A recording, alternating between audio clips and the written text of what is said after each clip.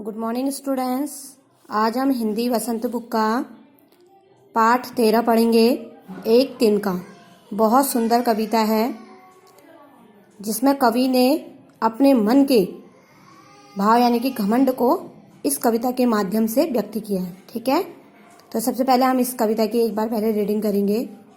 मैं घमंडों में भरा ऐठा हुआ, एक दिन जब था मुंडेर पर खड़ा, आ अचानक दूर से उड़ता हुआ, एक तिनका आंख में मेरी पड़ा।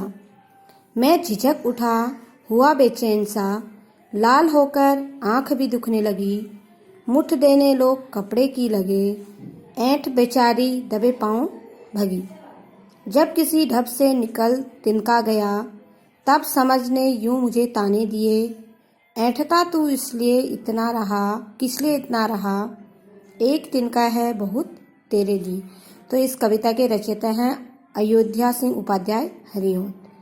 तो कवि कहते हैं, ठीक है, कवि कहते हैं कि मैं अपने मन के भावों को व्यक्त कर रहे हैं कि मैं घमंडों में भरा ऐठा हुआ यानी कि घमंड में खड़ा हुआ, अपने पे इतना गुरूर था मुझे कि एक दिन जब था मुंडेर पर खड़ा। मुंडेर होता है जो छत होती है ना, छत की दीवार का ऊपरी उठा हुआ हिस्सा, यानी कि जो खिड़की के ऊपर स्लिप जैसी होती है उसको बोलते हैं।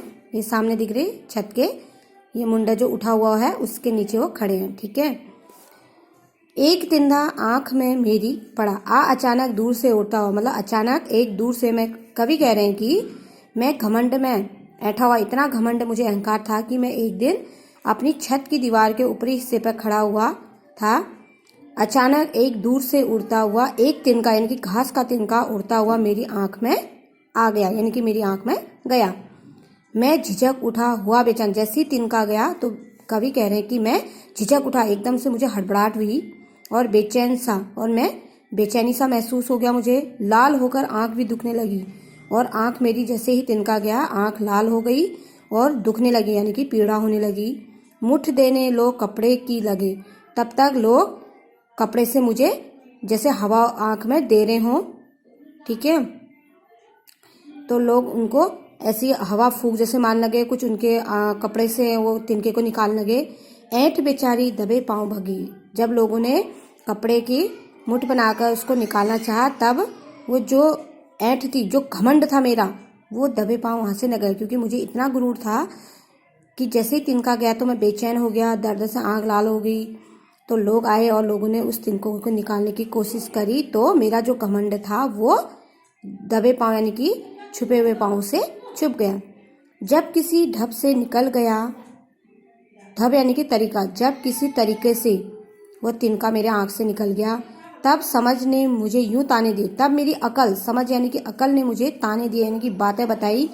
ऐठता तू किस लिए इतना रहा, कि तू घमंड किस बात का इतना कर रहा था, तेरे लिए तो एक तिनका बहुत है। एक तिनके ने तेरे को इतना बेचैन कर दिया कि तेरा घमंड ही, मतलब तू इतना तड़प गया, इतना बेचैन हो गया एक तिनका जाने से, तो तू किस बात का घमंड कर रहा था, ये बोला।